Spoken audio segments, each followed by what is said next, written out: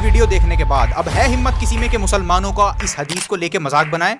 अब हिम्मत बचेगी भी कैसे, क्योंकि अब अगर इस हदीस का मजाक बनाया तो उन सभी साइंटिस्ट का भी मजाक बनाना पड़ेगा जिन्होंने इनडायरेक्टली वही बोला है जो रसूलुल्लाह ने बोला था 1400 साल पहले। अब मजाक कैसे उड़ाओगे जब इतने पीयर रिव्यूड रिसर्च पेपर्स मैंने इस हदीस के सपोर्ट में दिखा दिए? अब मजाक कैसे बनाओगे जब साइंटिस्ट खुद वही बोल रहे हैं जिसका कभी तुम्हारी अकल मजाक उड़ाती थी? अस्सलाम वालेकुम गाइस, रसूलुल्लाह सल्लल्लाहु अलैहि वसल्लम ने सही हदीस में फरमाया है कि अगर तुम में से किसी की ड्रिंक में मक्खी गिर जाए तो उसको पूरा डुबाकर निकाल कर फेंकना, क्योंकि उसके एक पंख में बीमारी है तो दूसरे में उसका क्योर है, शिफा है। इस हदीस को अक्सर इस्लामोफोब्स लेके आते हैं और इस हदीस के बेस पर इस्लाम को फॉल्स कहते हैं, हालांकि इनके पास कोई सबूत नहीं होता कि ये हदीस फॉल्स क्यों है। वो बस कहते हैं कि मक्खियां तो बीमारियां फैलाती हैं। अरे हाँ, तो ये बात तो इस हदीस में भी लिखी है, इसमें नया क्या है?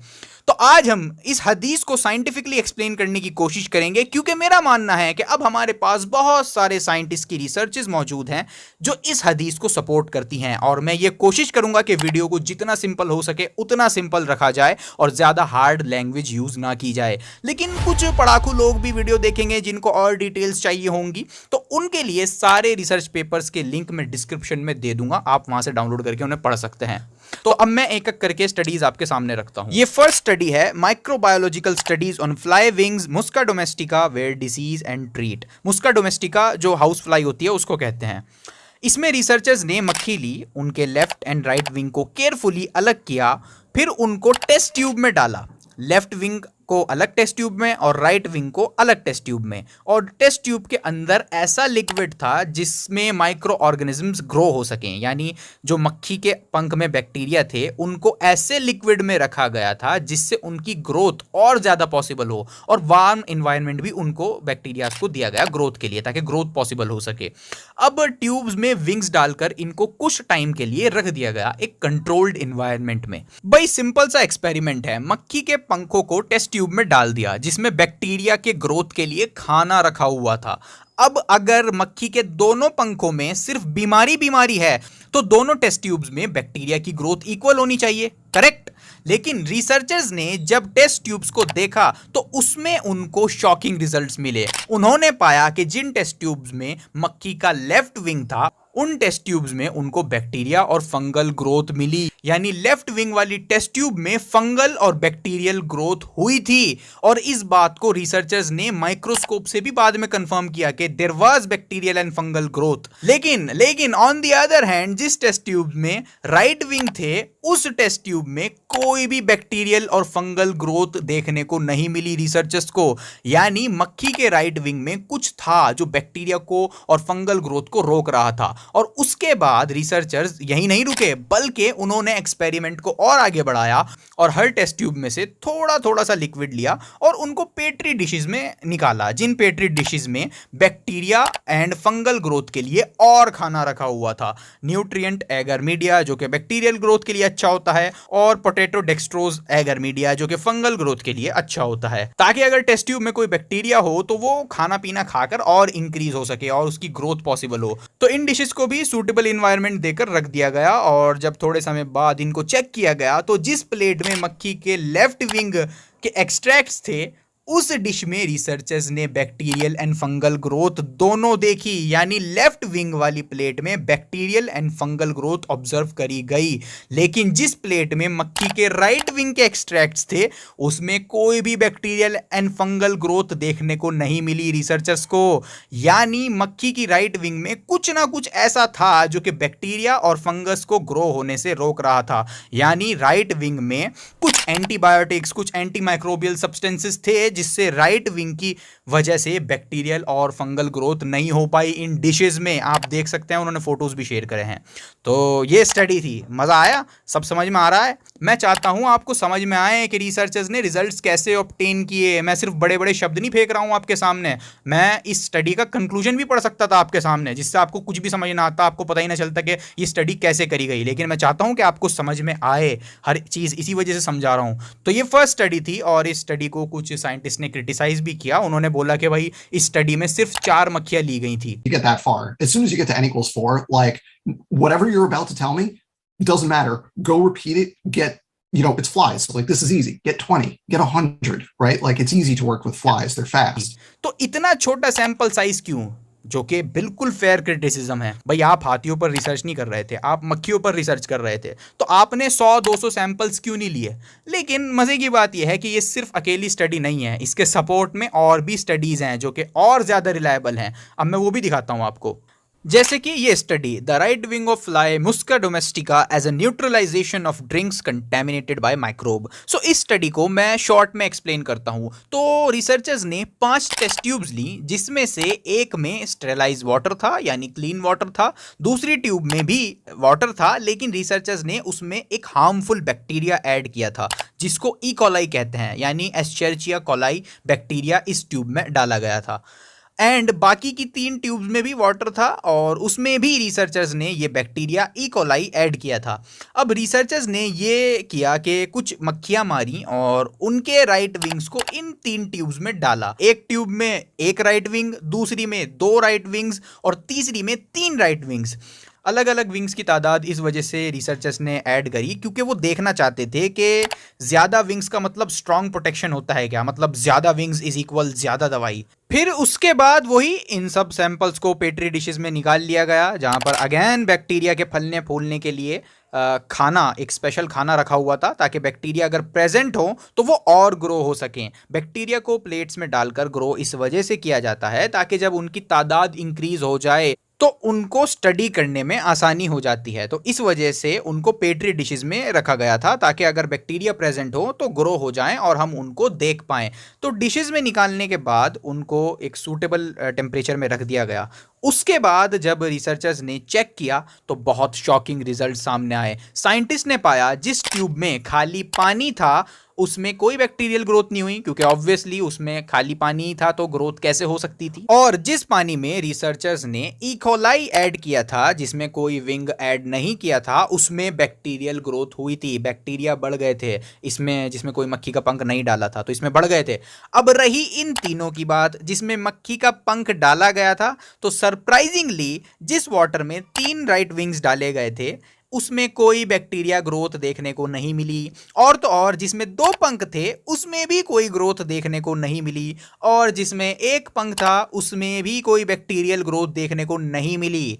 इसका मतलब यह हुआ कि अगर किसी ड्रिंक में ई कोलाई बैक्टीरिया प्रेजेंट हो तो मक्खी का राइट विंग उसके इफेक्ट को न्यूट्रलाइज कर सकता है, उसकी ग्रोथ को स्टॉप कर सकता है।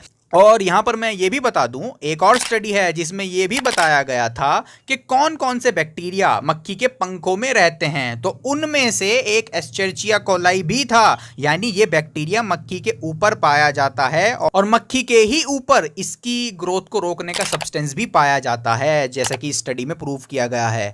तो सुभान अल्लाह, ये हदीस तो सही साबित हो गई कि एक में शिफा है तो दूसरे में उसका क्योर भी है। ये बैक्टीरिया मक्खी पर प्रेजेंट होता है जो हमको बीमार बना सकता है, लेकिन इनकी ग्रोथ को रोकने वाला भी कोई सब्सटेंस मक्खी के पंख में ही मौजूद होता है, जैसे कि ये स्टडी में प्रूव किया गया है।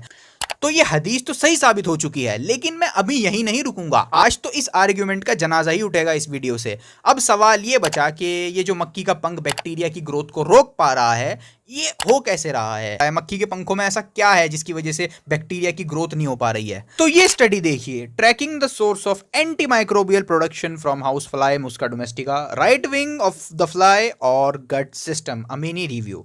ये स्टडी मेरी पर्सनल फेवरेट है। चलिए जल्दी से इसको ईजी करके आपको एक्सप्लेन करता हूँ। इस स्टडी में रिसर्चर्स ने ये पता किया कि एक मक्खी के पंखों में आखिर बैक्टीरिया की कौन सी प्रजाति रहती है। तो रिसर्चर्स ने लेफ्ट एंड राइट विंग्स को स्टडी किया और काफी बैक्टीरियाज को आइडेंटिफाई किया जो मक्खी के विंग्स पर रहते थे, पाए जाते थे। लेकिन इसमें खास बात और शॉकिंग बात रिसर्चर्स को यह पता चली कि जो बैक्टीरियाज मक्खी के एक विंग पर थे, वो बैक्टीरियाज दूसरे विंग पर या सेम ही विंग पर रह रहे बैक्टीरियाज की ग्रोथ को इनहिबिट कर सकते थे, यानी एक दूसरे के अगेंस्ट फाइट कर सकते थे। मैं एग्जांपल से समझाता हूं। जैसे ये बैक्टीरिया मक्खी के राइट विंग पर पाया गया, स्ट्रेप्टोमाइसिस spp। अब ये बैक्टीरिया दूसरे हार्मफुल बैक्टीरिया की ग्रोथ को इनहिबिट कर सकता है और और ये एक नोन बात है कि स्ट्रेप्टोमाइसीज बहुत बड़ी तादाद में एंटीबायोटिक्स प्रोड्यूस करते हैं। स्ट्रेप्टोमाइसीज एसपीपी बेस्ट एंटीबायोटिक्स प्रोड्यूसर हैं। इन बैक्टीरिया से ऐसी दवाई बनाई जाती है जो कि हार्मफुल बैक्टीरिया को किल कर सकती है। जैसे एक न्यू टाइप की एंटीबायोटिक जिसको रिसेंटली डिस्कवर किया गया है, जिसको साइंटिस्ट ने पिकोलिनामाइसिन नाम दिया है, और ये न्यू एंटीबायोटिक एक बहुत ही पावरफुल बैक्टीरिया स्टेफिलोकोकस ऑरियस की ग्रोथ को इनहिबिट कर सकती है। और ये पावरफुल बैक्टीरिया मक्खी के पंखों पर भी पाया जाता है। यानी आप देखें, हार्मफुल बैक्टीरिया स्टेफिलोकोकस ऑरियस भी पंख पर मिला है, और इस बैक्टीरिया की ग्रोथ को इनहिबिट करने की दवाई जिस बैक्टीरिया से बनाई गई है वो भी मक्खी के पंख पर ही रहता है, स्ट्रेप्टोमाइसिस एसपीपी। हदीस का मजाक उड़ाने वालों, देख लो, एंटीबायोटिक प्रोड्यूसर भी विंग पर ही है और बैक्टीरिया भी विंग पर ही है, अल्हम्दुलिल्लाह। तो स्ट्रेप्टोमाइसिस एसपीपी एंटीबायोटिक्स प्रोड्यूस करते हैं जिससे बाकी के बैक्टीरिया का जीना दुश्वार हो जाता है। और एक और बैक्टीरिया मक्खी के लेफ्ट विंग पर पाया जाता है जिसको बैसिलस माइकोइड्स कहते हैं, और ये बैक्टीरिया भी दूसरे हार्मफुल बैक्टीरिया की ग्रोथ को इनहिबिट कर सकता है। और ये बैक्टीरिया एक्सोपॉलीसैकेराइड्स प्रोड्यूस करता है जिन्होंने एंटी ट्यूमर इफेक्ट शो किए हैं। Here is the study, Bacillus mycoides के EPS यानी एक्सोपॉलीसैकेराइड्स ने नॉर्मल सेल्स पर तो कोई ज्यादा हार्मफुल इफेक्ट शो नहीं किए, लेकिन ह्यूमन कैंसर सेल्स को इफेक्टिवली इनहिबिट किया। तो ये bacteria effective anti tumour EPS यानी एक्सोपॉलीसैकेराइड्स तक प्रोड्यूस कर सकता है। तो Streptomyces SPP and Bacillus mycoides, ये दो bacteria according to this study अलग अलग विंग्स पर पाए जाते हैं मक्खी के, और ये दोनों बैक्टीरिया टुगेदर कई दूसरे बैक्टीरिया की ग्रोथ को इनहिबिट कर सकते हैं, जैसे Bacillus cereus, Acinetobacter spp, Proteus vulgaris, Aeromonas spp, Micrococcus luteus, Escherichia coli, Staphylococcus aureus, Pseudomonas aeruginosa, Lactobacillus sp, Micrococcus roseus, Alcaligenes spp, Neisseria spp. तो ये दोनों बैक्टीरियाज के पास स्ट्रॉन्ग एंटीबैक्टीरियल प्रॉपर्टीज हैं जो इन सब बैक्टीरियाज की ग्रोथ को रोक सकते हैं, किल कर सकते हैं। ये रिसर्चेस वही बात कह रही हैं जो हदीस में मौजूद है कि एक विंग में बीमारी है तो दूसरे में उसकी शिफा भी है। मजे की बात यह है कि सिर्फ यही दो बैक्टीरियाज एंटीबैक्टीरियल एक्टिविटी शो नहीं करते हैं। एक और पेपर मैं आपको दिखाता हूं, isolation, characterisation and antagonistic activity of the external microflora of the house fly Musca domestica. अच्छा, एंटागोनिस्टिक एक्टिविटी उसको कहते हैं जब एक बैक्टीरिया दूसरे बैक्टीरिया की ग्रोथ को इनहिबिट करता है, यानी एक बैक्टीरिया दूसरे बैक्टीरिया से फाइट करता है जिससे दूसरे बैक्टीरिया की ग्रोथ स्टॉप हो जाए, इसको एंटागोनिस्टिक एक्टिविटी कहते हैं। तो इस स्टडी में साइंटिस्ट ने कुछ लिक्विड्स लिए, उन लिक्विड्स में मक्खियों को डुबोया और उनके शरीर से कुछ बैक्टीरियाज निकाले, ये चेक करने के लिए कि क्या ये बैक्टीरियाज आपस में दूसरे बैक्टीरिया की ग्रोथ को इनहिबिट कर सकते हैं या नहीं। और इस रिसर्च में पाया गया कि मक्खी के शरीर पर कई तरह के बैक्टीरियाज एंड फंजाई रहते हैं, और उनमें से कुछ बैक्टीरियाज दूसरे बैक्टीरियाज एंड फंजाई सबकी ग्रोथ को इनहिबिट कर सकते हैं। जैसे रिसर्चर्स को मक्खी के शरीर पर से एक बैक्टीरिया मिला जिसका नाम था बैसिलस सबटिलिस। तो ये बैक्टीरिया कुछ ऐसे एंटी माइक्रोबियल मटीरियल प्रोड्यूस कर रहा था जो कि जितने भी अदर बैक्टीरिया एंड फंजाई मिले थे मक्खी के शरीर पर से इन रिसर्चर्स को, उन सब की ग्रोथ को इनहिबिट कर रहा था। तो एक अकेला ये बैक्टीरिया बाकी सब पर भारी था। और इस बैसिलस सबटिलिस के अलावा जो और दूसरे बैक्टीरियाज एंड फंजी मक्खी के शरीर पर से मिले थे रिसर्चर्स को, वो भी एक दूसरे की ग्रोथ को इनहिबिट कर सकते थे, वो भी आपस में फाइट कर रहे थे, लेकिन ये अकेला बैक्टीरिया बाकी सबकी ग्रोथ को रोक सकने वाला एंटी माइक्रोबियल मटीरियल प्रोड्यूस कर सकता है। इस वजह से इस बैक्टीरिया पर और स्टडी करनी चाहिए अकॉर्डिंग टू रिसर्चेस। तो अब तक आपको यह बात तो पता चल चुकी होगी कि मक्खी के शरीर पर बहुत बैक्टीरिया फंजाई पाए जाते हैं जो कि इंसानों के लिए हार्मफुल होते हैं, लेकिन वहीं पर लेटेस्ट रिसर्चेस के अकॉर्डिंग मक्खी के शरीर पर ही कुछ ऐसे बैक्टीरियाज भी होते हैं जो कि मक्खी के शरीर पर ही रहने वाले other harmful bacterias and fungi की ग्रोथ को स्टॉप कर सकते हैं या किल कर सकते हैं। तो अल्लाहु अकबर, जो बात रसूलुल्लाह सल्लल्लाहु अलैहि वसल्लम ने 1400 साल पहले कही थी वही बात रीसेंट स्टडीज हमको बता रही हैं। अब क्या बोलोगे इस्लामोफोब्स? एक और चीज, मक्खी के ऊपर एंटीबैक्टीरियल एक्टिविटी शो करने वाले बैक्टीरियाज रहते हैं, एक दूसरे से फाइट करने वाले बैक्टीरियाज रहते हैं, ये तो हमने देख लिया। लेकिन क्या आपको पता है कि मक्खी के अंदर भी, फ्लाई के डाइजेस्टिव ट्रैक्ट में भी कई एंटी माइक्रोबियल कंपाउंड्स होते हैं जो कि मक्खी को कई हार्मफुल बैक्टीरिया से फाइट करने में हेल्प करते हैं। फ्लाई को जब लार्वा स्टेज में एंड अडल्ट स्टेज में हार्मफुल बैक्टीरियाज अटैक करते हैं तो उसके शरीर कई एंटी माइक्रोबियल कंपाउंड्स प्रोड्यूस करता है, जैसे anti bacterial peptide MT7095, anti microbial peptide cecropin MDC। आप इस टेबल में देखें, ये एंटी माइक्रोबियल कंपाउंड्स हैं जो मक्खी प्रोड्यूस करती है, और ये साइड में वो बैक्टीरियाज हैं जिनको ये एंटी माइक्रोबियल कंपाउंड्स टारगेट करते हैं। यानी ये कंपाउंड्स इन बैक्टीरिया की ग्रोथ को स्टॉप कर सकते हैं, इन बैक्टीरियाज को किल कर सकते हैं। तो ये एंटी माइक्रोबियल कंपाउंड्स फ्लाई के डाइजेस्टिव ट्रैक्ट में भी पाए जाते हैं। तो ये एंटी माइक्रोबियल कंपाउंड्स फ्लाई के डाइजेस्टिव ट्रैक्ट में पाए जाते हैं, यानी मक्खी के ऊपर तो ऐसे बैक्टीरियाज होते ही हैं जो दूसरे बैक्टीरिया की ग्रोथ को इनहिबिट कर सकते हैं। उसी के साथ साथ मक्खी के अंदर डाइजेस्टिव ट्रैक्ट में भी ऐसे कंपाउंड्स मिले हैं जो कि इन बैक्टीरियाज को किल कर सकते हैं, इनकी ग्रोथ को स्टॉप कर सकते हैं। अब सवाल ये आएगा कि ये एंटी माइक्रोबियल कंपाउंड्स मक्खी के शरीर से निकलेंगे कैसे? वेल, द आंसर इज जब मक्खी के शरीर पर प्रेशर आएगा तब ये एंटी माइक्रोबियल पेप्टाइड्स निकल जाएंगे उसके शरीर से, क्योंकि हदीस में ये भी तो जिक्र है कि मक्खी को लिक्विड में पूरा डुबाकर बाहर निकालना है। तो मक्खी को जब हम डुबाएंगे तो उसके प्रेशर से ये एंटी माइक्रोबियल पेप्टाइड्स बाहर आ जाएंगे मक्खी के डाइजेस्टिव ट्रैक्ट से, और उस ड्रिंक में मिक्स हो जाएंगे जिस ड्रिंक में मक्खी को डुबाया गया होगा। तो इससे होगा ये कि जो मक्खी के शरीर से हार्मफुल माइक्रोब्स उस लिक्विड में गए होंगे तो ये एंटी माइक्रोबियल पेप्टाइड्स उनको किल कर देंगे। जब हम मक्खी पे प्रेशर डालेंगे तो ये एंटी माइक्रोबियल पेप्टाइड्स रिलीज हो जाएंगे, तो जो अदर हार्मफुल माइक्रोब्स उस ड्रिंक में होंगे तो ये एंटी माइक्रोबियल पेप्टाइड्स उनको किल कर देंगे। तो याद रखना, अगर मक्खी आपकी ड्रिंक में गिर जाए और आप अपनी ड्रिंक फेंक नहीं सकते हो तो मक्खी को पूरा डुबाना है उस ड्रिंक में, मक्खी को पूरा डुबाना जरूरी है, तभी ये एंटी माइक्रोबियल पेप्टाइड्स निकलेंगे उसके शरीर से। तो मक्खी के ऊपर भी बैक्टीरियाज हैं जो कि एंटी बैक्टीरियल सब्सटेंसेस प्रोड्यूस करते हैं और दूसरे बैक्टीरिया की ग्रोथ को रोकते हैं, और वहीं उसी के साथ साथ मक्खी के अंदर भी ऐसे कंपाउंड्स होते हैं जो कि हार्मफुल बैक्टीरिया को किल कर सकते हैं। देख लो आप लोग खुद। अभी नहीं रुकूंगा मैं, अभी तो और सबूत दूंगा इस हदीस के सपोर्ट में। अभी अच्छा, सही अल बुखारी 5782 में ये जिक्र भी है कि जब मक्खी आपके लिक्विड में गिर जाए तो उसको मक्खी को पूरा डुबाओ ताकि जो एंटीडोट है मक्खी पर वो भी उस ड्रिंक में मिक्स हो जाए। अब अक्ल ये कहती है कि मक्खी को अच्छी तरह डुबाने से तो उस ड्रिंक के अंदर और ज़्यादा बैक्टीरिया जाएंगे।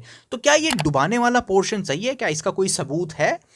तो जी हाँ, एक स्टडी मौजूद है, the effect of natural falling and dipping of house fly Musca domestica on microbial contamination of water and milk. ये स्टडी इसी सवाल को आंसर करती है कि क्या होता है जब मक्खी नेचुरली लिक्विड में गिरती है और क्या होता है जब मक्खी को अच्छी तरह उस लिक्विड में डिप किया जाता है। तो बेसिकली ये स्टडी हमको बताएगी कि अगर कोई मक्खी आपकी ड्रिंक में आके नेचुरली गिर जाए या आप मक्खी को अच्छी तरह ड्रिंक में डिप करें, तो दोनों में से बेटर कौन सा है? कौन से तरीके से लिक्विड में कम बैक्टीरियाज ऐड होंगे, कौन से तरीके से लिक्विड में कम माइक्रोबियल कंटेमिनेशन होगी? तो चलिए शॉर्ट में आपको स्टडी एक्सप्लेन करता हूं, आपको बताता हूं स्टडी में क्या हुआ, क्या रिजल्ट्स आए। तो हुआ ये कि रिसर्चर्स ने पानी और दूध लिया और मक्खी को पहले नेचुरली गिराया इन दोनों लिक्विड्स में, एंड उसके बाद मक्खी को अच्छी तरह डिप भी किया गया। तो डिप भी कर लिया और नेचुरली गिरा के भी देख लिया। अब देखना यह है कि दोनों तरीकों में से कौन से तरीके ने लिक्विड को सबसे कम कंटेमिनेट किया था। तो रिजल्ट्स हमको बताते हैं कि नेचुरल फॉलिंग ने लिक्विड को ज़्यादा कंटेमिनेट किया माइक्रो ऑर्गेनिज्म से, वहीं जब मक्खी को अच्छी तरह लिक्विड में डुबाया गया तो उसने नेचुरल फॉलिंग से कम कंटेमिनेट किया वाटर को। यानी मक्खी को अच्छी तरह डुबाना बेटर है, बजाय इसके कि आप उसको गिरने के बाद वैसे ही निकाल कर फेंक दो। नहीं, बल्कि अच्छी तरह डुबाओ उसको लिक्विड में ताकि एंटीटोड भी रिलीज हो जाए मक्खी के शरीर से। तो डुबाना बेटर है, और यही सेम रिजल्ट रिसर्चर्स को दूध के साथ भी मिले, यानी डुबाना बेटर है। तो दूध पर टेस्ट करके देख लिया और वाटर्स पर भी टेस्ट करके देख लिया, मक्खी को अच्छी तरह डुबाना बेटर है। तो इस स्टडी का कंक्लूजन भी ये कहता है कि कुछ एंटी माइक्रोबियल एजेंट्स हैं मक्खी के शरीर पर जिनकी वजह से जब मक्खी को लिक्विड में डुबाया गया तो माइक्रोबियल कंटेमिनेशन कम हुई। भाई, जब मक्खी को अच्छी किसी तरह लिक्विड्स में डुबाया गया तो उससे बैक्टीरियल कंटेमिनेशन जो है वो कम हुई। तो इसका मतलब यही हुआ ना कि मक्खी के शरीर पर कुछ एंटी माइक्रोबियल फैक्टर्स हैं जो कि दूसरे बैक्टीरिया की ग्रोथ को इनहिबिट कर रहे थे या किल कर रहे थे। तो देख लो, स्टडीज सामने है। तो अल्हम्दुलिल्लाह इतनी सारी स्टडीज मेरे नबी की 1400 साल पहले कही गई बात को सपोर्ट कर रही हैं। तो इसी वजह से कहता हूं, नबी ने बोला करने का तो करने का, आए बाएं शाइन नहीं चलेगा। एक और बड़ी ही प्यारी और पीयर रिव्यूड स्टडी मैं आपको दिखाता हूं, जो कि अब तक जो मैंने आपको बातें बताई हैं और जो स्टडीज़ मैंने आपको अभी तक दिखाई हैं उनमें कही गई बातों को कंफर्म करती है। A review of the anti microbial potential of Musca domestica as a natural approach with promising prospects to counter major antibiotic resistance. ये स्टडी है। ये स्टडी हमको एक टेबल देती है जिसमें यह बताया गया है कि मक्खी के शरीर से रिसर्चेज में कौन से एंटी माइक्रोबियल कंपाउंड्स पाए गए हैं। इसमें यह भी बताया गया है कि कौन से बॉडी पार्ट्स में ये एंटी माइक्रोबियल पेप्टाइड्स पाए जाते हैं। तो ये सब बॉडी पार्ट्स हैं जहां पर बैक्टीरिया की ग्रोथ को स्टॉप करने वाले एजेंट्स पाए जाते हैं, और ये वो एंटी माइक्रोबियल पेप्टाइड्स हैं जो बैक्टीरिया की ग्रोथ को स्टॉप कर सकते हैं। और ये सारे वो बैक्टीरियाज हैं जिनकी ग्रोथ को या फिर जिनको ये एंटी माइक्रोबियल पेप्टाइड्स किल कर सकते हैं। मतलब ये देखो, आपके मक्खी के शरीर पर ही इतने एंटी माइक्रोबियल कंपाउंड्स मौजूद हैं जो कि इतने सारे बैक्टीरिया की ग्रोथ को स्टॉप कर सकते हैं। और ये बैक्टीरियाज जिनको ये एंटी माइक्रोबियल पेप्टाइड्स टारगेट करते हैं, ये बैक्टीरियाज मक्खी के शरीर पर भी पाए जाते हैं। ठीक है, तो ऐसा नहीं है कि ये मक्खी के शरीर पर नहीं पाए जाते, ये मक्खी के शरीर पर भी पाए जाते हैं, और मक्खी के शरीर पर ही और शरीर के अंदर भी ऐसे कंपाउंड्स पाए जाते हैं जो कि इन बैक्टीरियाज को टारगेट करते हैं, इनकी ग्रोथ को स्टॉप कर सकते हैं। तो ये पेपर भी रसूलुल्लाह सल्लल्लाहु अलैहि वसल्लम की हदीस को कंफर्म कर रहा है कि मक्खी पर अगर बीमारी है तो दवा भी है। देख लो, सबूत आपके सामने है। अब अगर मैं चाहूं तो वीडियो यहीं पर एंड कर सकता हूं, क्योंकि मैंने मोर देन इनफ एविडेंसेस दे दिए हैं इस हदीस के सही होने के। लेकिन अभी नहीं, आज तो जनाजा ही उठेगा उन लोगों का जो इस हदीस को अनसाइंटिफिक कहते हैं। तो जैसे कि हम सब जानते हैं, मक्खियां बहुत गंदी जगह रहती हैं, गंदी जगह ही खाती हैं पीती हैं। मतलब आप जितना गंदा इमेजिन कर सकते हो उतने गंदे एनवायरनमेंट में मक्खियां रह सकती हैं, मक्खियां आपको वहां पर मिल जाएगी। तो सवाल ये आएगा कि इतने गंदे इन्वायरमेंट में मक्खियां सर्वाइव कैसे करती हैं। भाई, इस तरह के गंदे इन्वायरमेंट में माइक्रो ऑर्गेनिजम्स भी तो रहते हैं जो कि मक्खियों के लिए भी हार्मफुल हो सकते हैं। अगर मक्खियां खुद को उन हार्मफुल माइक्रो ऑर्गेनिजम्स के अटैक से प्रोटेक्ट ना करें तो वो उनके लिए भी हार्मफुल हो सकते हैं। तो क्योंकि मक्खियां आराम से और मजे से गंदे एनवायरनमेंट में रह लेती हैं, तो ऑब्वियस सी बात है उनके पास कोई डिफेंस सिस्टम होना ही है जिससे वो उन हार्मफुल बैक्टीरिया से फाइट कर सकें जो उन पर अटैक कर सकते हैं। तो यानी मक्खियों को जब हार्मफुल बैक्टीरियाज अटैक करते होंगे तो उनके पास या उनके ऊपर कुछ ना कुछ ऐसा जरूर होगा जो मक्खियों को उन हार्मफुल बैक्टीरिया से, उन हार्मफुल जर्म से प्रोटेक्ट करता होगा। कुछ एंटी माइक्रोबियल प्रॉपर्टीज, कुछ एंटीबायोटिक्स प्रोड्यूस करने की कोई चीज मक्खियों के पास जरूर होगी जिससे वो बची रहती हैं। तो यही सवाल कुछ टाइम पहले ऑस्ट्रेलिया के कुछ रिसर्चर्स को पूछा गया था कि न्यू एंटीबायोटिक्स अब कहाँ मिल सकती हैं। तो रिसर्चर्स ने जवाब दिया, जहाँ पर सबसे ज़्यादा माइक्रोबियल चैलेंज होता है, क्योंकि ऐसे गंदे एनवायरनमेंट में बहुत सारे जर्म्स रहते हैं। तो रिसर्चर्स ने फिर इन गंदी जगहों पर रहने वाली 3-4 तरह की मक्खियों पर फोकस किया, जिसमें से एक ये नॉर्मल मक्खी भी थी जिस पर हम बात कर रहे हैं। तो इन रिसर्चर्स ने पाया कि मक्खियाँ स्ट्रॉन्ग इफेक्टिव एंटीबायोटिक्स प्रोड्यूस करती हैं, जिसकी वजह से वो ऐसे गंदे एनवायरनमेंट में सर्वाइव कर पाती हैं। और उनका मानना यह था कि मक्खियां ऐसे इन्वायरमेंट में सर्वाइव एंटीबायोटिक्स प्रोड्यूस करके करती हैं। जोएनी क्लार्क, अनदर रिसर्चर, इन्होंने बताया कि जिन जिन मक्खियों को उन्होंने एनालाइज किया वो सब मक्खियां एंटीबायोटिक्स प्रोड्यूस करती हैं। जोएनी क्लार्क ने क्या किया, उन्होंने मक्खियां ली, उनको इथेनॉल में डुबो दिया और फिर डूबी हुई मक्खियों को कुछ दिनों के लिए ऐसे ही छोड़ दिया। उसके बाद उन्होंने इथेनॉल को रिमूव कर लिया। तो जब इथेनॉल को रिमूव कर लिया तो अब सिर्फ वो सब्सटेंस बचा था जो मक्खियों ने अपने शरीर से प्रोड्यूस किया था जब वो इथेनॉल के अंदर डूबी हुई थी। तो फिर उसके बाद साइंटिस्ट ने इस सब्सटेंस को जो मक्खियों ने प्रोड्यूस किया था जब वो इथेनॉल में डूबी हुई थी, कई हार्मफुल बैक्टीरियाज पर टेस्ट किया, और इस मक्खी से निकाले गए सब्सटेंस ने एंटीबायोटिक की तरह वर्क किया और सारे बैक्टीरियाज को मार दिया। यानी जो सब्सटेंस मक्खियों ने प्रोड्यूस किया था उसने एंटीबायोटिक की तरह सारे बैक्टीरियाज को मार दिया। अल्लाहु अकबर। तो ऐसी स्टडीज सिर्फ मुस्लिम्स की नहीं है बल्कि नॉन मुस्लिम्स की भी हैं जो रसूलुल्लाह सल्लल्लाहु अलैहि वसल्लम की हदीस को सपोर्ट करती हैं। तो हिम्मत है तो इन रिसर्चर्स का मजाक बनाओ ना, है हिम्मत। और एंटीबायोटिक कंपाउंड सिर्फ मक्खियों पर से नहीं मिले बल्कि दूसरे इंसेक्ट्स भी इफेक्टिव एंटीबायोटिक प्रोड्यूस कर सकते हैं, जैसे ये स्टडी देखिए। That's why we had the idea to take an invasive species like the Asian lady beetle and compare its immune system with the immune system of native species that are not invasive. That strategy has led to a few discoveries. The researchers first extracted the insect's circulatory fluid, a substance called hemolymph. A brief, vigorous shaking, which the bug easily survives, and a drop of the fluid is applied to a bacterial culture. It's put in this incubator for 24 hours. The results are convincing. The bacteria didn't stand a chance. The active substance at work is called harmonin. We tested this harmonin and could show that it works, for instance, against the bacteria that causes tuberculosis, and also against malaria. So you could use it to develop new medicines against TB or malaria. ये मैं इस वजह से दिखा रहा हूं आपको ताकि आपको पता चले कि साइंटिस्ट इंसेक्ट से एंटीबायोटिक एक्सट्रैक्ट करते हैं। और ये बहुत जबरदस्त आर्टिकल भी देखिए। इस आर्टिकल में नेचर की ये बहुत बड़ी स्टडी डिस्कस हुई है। नेचर दुनिया के प्रेस्टीजियस साइंस जर्नल में से एक है, तो इसकी रिलायबिलिटी पे आप क्वेश्चन नहीं कर सकते। तो ये स्टडी नेचर में पब्लिश हुई है और इस आर्टिकल में डिस्कस हुई है। साइंटिस्ट का मानना है कि जो बैक्टीरियाज इंसेक्ट्स के ऊपर रहते हैं वो न्यू एंटीबायोटिक्स प्रोवाइड करा सकते हैं। रीसेंट स्टडीज ने ये पाया है कि जो बैक्टीरियाज इंसेक्ट्स के ऊपर रहते हैं वो ज्यादा इफेक्टिव हैं दूसरे वेरी हार्मफुल बैक्टीरिया से फाइट करने में। दरअसल मैटर ये है कि जो एंटीबायोटिक्स आज हम यूज करते हैं वो एंटीबायोटिक्स एक टाइम के बाद वर्क करना बंद कर देंगी। तो अब सवाल ये आएगा कि न्यू एंटीबायोटिक्स कहां से आएंगी? तो रिसर्चर साइंटिस्ट का मानना है कि न्यू एंटीबायोटिक्स इंसेक्ट्स के ऊपर जो बैक्टीरिया रहते हैं वहां से आएंगी। तो एक बहुत बड़ी स्टडी हुई, उस स्टडी में 2500 से ज्यादा इंसेक्ट्स की स्पीशी को कलेक्ट किया गया, जिसमें मक्खियां भी थी ऑब्वियसली, क्योंकि ये वीडियो भी मक्खियों के ऊपर है तो इसमें मक्खियां भी थी। तो रिसर्चर्स ने पाया कि जो बैक्टीरियाज इंसेक्ट्स पर रहते हैं वो बैक्टीरिया ज्यादा पावरफुल हैं, यानी वो ज्यादा इफेक्टिवली हार्मफुल बैक्टीरिया से फाइट करने वाले कंपाउंड्स प्रोड्यूस कर सकते हैं। जैसा ये मक्खी है, अब इस मक्खी पर रहने वाले बैक्टीरिया जो एंटी माइक्रोबियल कंपाउंड्स प्रोड्यूस करेंगे वो ज्यादा इफेक्टिव होंगे हार्मफुल बैक्टीरिया से फाइट करने में, अकॉर्डिंग टू साइंटिस्ट। मैं नहीं कह रहा, साइंटिस्ट कह रहे हैं। रिसर्चर्स का मानना यह भी है कि इंसेक्ट्स के ऊपर रहने वाले बैक्टीरियाज बेटर हैं हार्मफुल बैक्टीरिया से फाइट करने में।